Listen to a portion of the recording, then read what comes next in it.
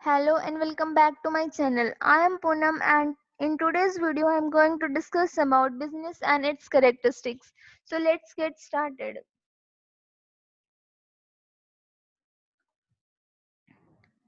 Business. What is business? It refers to the economic activity which is conducted on regular basis to earn profit through the production and sale of goods and services. Business एक ऐसी economic activity है जो कि daily basis पे होती है profit earn करने के लिए और गुड्स एंड सर्विसेज को बनाने में और उन्हें बेचने में उसी को ही बिजनेस कहते हैं. फिर इकोनॉमिक एक्टिविटी क्या होती है? Actions that involve the production distribution and consumption of goods and services at all the levels with in a society. मतलब कि एक इकोनॉमिक एक्टिविटी के अंदर वो सारे एक्शंस इन्वॉल्व होते हैं जिसमें कि प्रोडक्शन होता है, डिस्ट्रीब्यूशन होता है and consumption of goods and services होता है. आप वीडियो को पॉज करके ये सारे एग्जांपल्स भी लिख सकते हो. और भी इसके बहुत सारे एग्जांपल्स होते हैं लेकिन ये आप 5-6 लिख सकते हो, याद कर सकते हो ताकि एग्जाम्स में लिख सको अच्छे से. एक डेफिनेशन भी है सिंपल सी, the activity of making, purchasing और selling of goods and services. और अब बारी आती है बिजनेस के कैरेक्टरिस्टिक्स के बारे में. वैसे तो मैंने जो मेन 6 है ना उन्हीं के बारे में एक्सप्लेन की है यहाँ पे, लेकिन इसके बहुत सारे भी और कैरेक्टरिस्टिक्स होते हैं क्योंकि बिजनेस कोई छोटी सी नैरो कॉन्सेप्ट नहीं है, बहुत ब्रॉड कॉन्सेप्ट है तो उसके बहुत सारे इन्फिनिटी कैरेक्टरिस्टिक्स होते हैं, लेकिन ये 6 मेन है.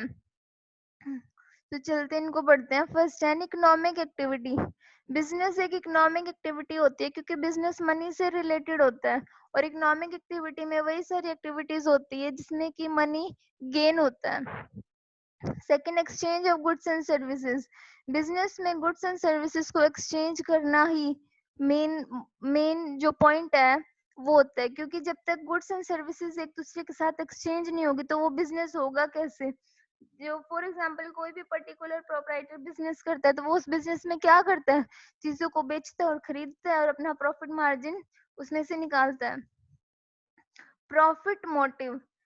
जो ये थर्ड पॉइंट है ना ये बिजनेस का मेन होता है क्योंकि कोई भी प्रोप्राइटर बिजनेस करने से पहले अपना प्रॉफिट ही देखता है कि मैं पर्टिकुलर बिजनेस करूंगा तो मुझे उसमें कितना प्रॉफिट होगा. जिस भी बिजनेस में उसे सबसे ज्यादा प्रॉफिट होगा ना, प्रोप्राइटर उसी बिजनेस को ज्यादा करेगा. उसे जब अच्छे से पता होगा कि मैं क्लोथिंग का बिजनेस करूंगा तो मुझे उसमें ज्यादा प्रॉफिट होगा तो वो क्लोथिंग का ही बिजनेस करेगा, किसी और चीज का बिजनेस नहीं करेगा. फोर्थ है एलिमेंट ऑफ रिस्क. बिजनेस और रिस्क दोनों एक दूसरे के साथ बहुत गहरे तरीके से अटैच है क्योंकि हमें बहुत सारी बुक्स में भी पढ़ने को मिलता है और हमें हमारे टीचर ने भी सिखाया और ये एक कॉमन सेंस की भी बात है कि बिजनेस में जितना ज्यादा रिस्क होता है उतना ही ज्यादा प्रॉफिट होता है. अगर किसी प्रोपराइटर के पास गट्स है रिस्क लेने का, बिजनेस में 100% रिस्क ले सकता है तो ये श्योरिटी है कि उसको 100% प्रॉफिट मिलेगा क्योंकि बिजनेस और रिस्क एक दूसरे के साथ अटैच है. जितना ज्यादा रिस्क उतना ज्यादा प्रॉफिट.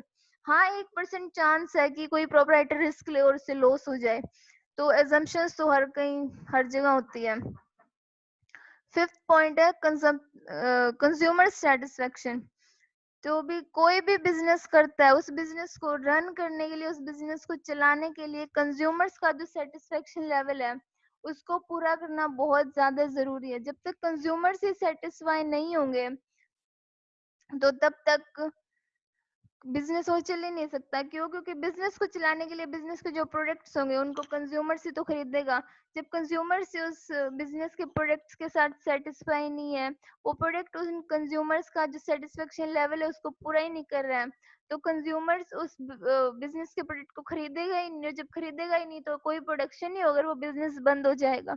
तो बिजनेस करने से पहले प्रोपराइटर को कंज्यूमर्स का जो सेटिस्फेक्शन लेवल है, कंज्यूमर्स की जो डिमांड है उसको ध्यान में रखना बहुत ज्यादा जरूरी है. सिक्स एंड जो लास्ट पॉइंट है कंटिन्यूस डीलिंग. बिजनेस में रेगुलर बेस पे सेलिंग, परचेजिंग, प्रोडक्शन ये होना चाहिए.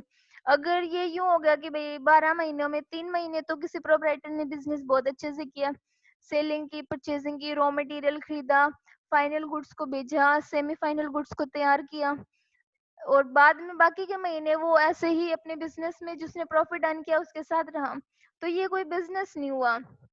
हाँ, ये शॉर्ट टर्म बिजनेस हम कह सकते हैं, लेकिन एक जो अच्छा बिजनेस होता है कंटिन्यू, उसमें कंटिन्यू डीलिंग होनी बहुत ज्यादा जरूरी होती है। क्यों? क्योंकि जो बिजनेस होता है उसमें सेलिंग एंड परचेजिंग, गुड्स को एक्सचेंज करना, सर्विसेज को एक्सचेंज करना, ये रेगुलर बेस पे चलती रहेंगी ना, तभी वो बिजनेस ग्रो करेगा। अदरवाइज उस बिजनेस के बंद होने के 100% चांसेस है।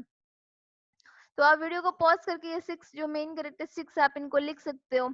और कोई भी चीज अगर समझ में ना आई है ना, तो आप मुझे कमेंट बॉक्स में बता देना, मैं उसको दोबारा अच्छे से और अच्छे से एक्सप्लेन कर दूंगी। तो आज के लिए इतना ही। होप आपको मेरी वीडियो पसंद आई होगी, और मेरे चैनल को सब्सक्राइब करना, लाइक करना और अपने दोस्तों के साथ शेयर करना। Thank you.